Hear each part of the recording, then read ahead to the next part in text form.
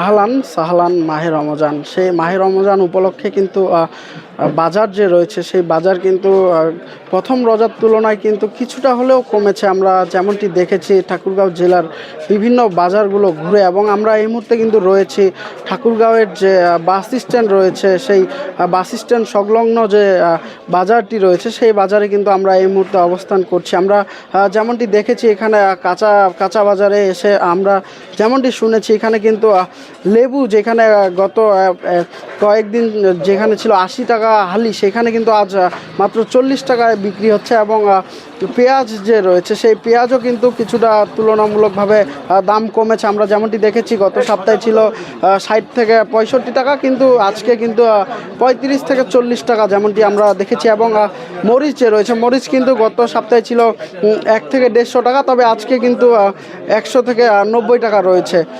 এবং আদা রসুন যেগুলো রয়েছে সেগুলোও কিন্তু বাজার শিথিল রয়েছে। আমরা যদি এখানে একজন বিক্রেতার সাথে কথা বলি যে এই আমরা দেখেছি গত কয়েকদিনের তুলনায় এই কয়েকদিন বাজার দাম কিছুটা হলেও কমেছে।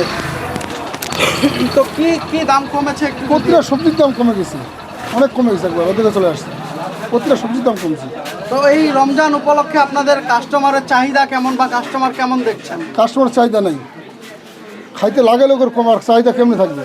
তখন খায় হলো এক বেলা, এখন তো 3 বেলা খায় না, এখন চাহিদা কম।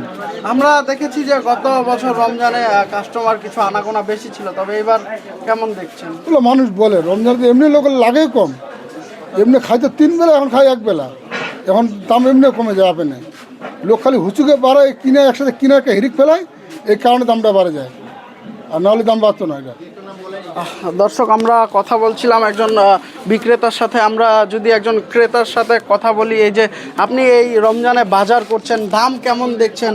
দাম অনেক বেশি, দামটা অনেক বেশি। যেমন আপনার শশা জি, গতকালকে ছিল 80 টাকা, গতকালকে ছিল 80 টাকা।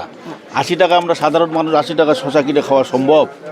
যেমন গাজর টাজর আছে, মোটামুটি আছে, আর যেগুলো নিত্য প্রয়োজনীয় জিনিস অনেক দাম বেশি, অনেক দাম বেশি। এগুলো আইন তদারকি করার দরকার, দেখার দরকার। তো আপনার প্রশাসনের কাছে কি দাবি? এগুলো তদারকি করতে হবে, মোবাইল কোড দিতে হবে, দেখতে হবে কে কী করতেছে, ইচ্ছা মতো করতেছে তো সবাই।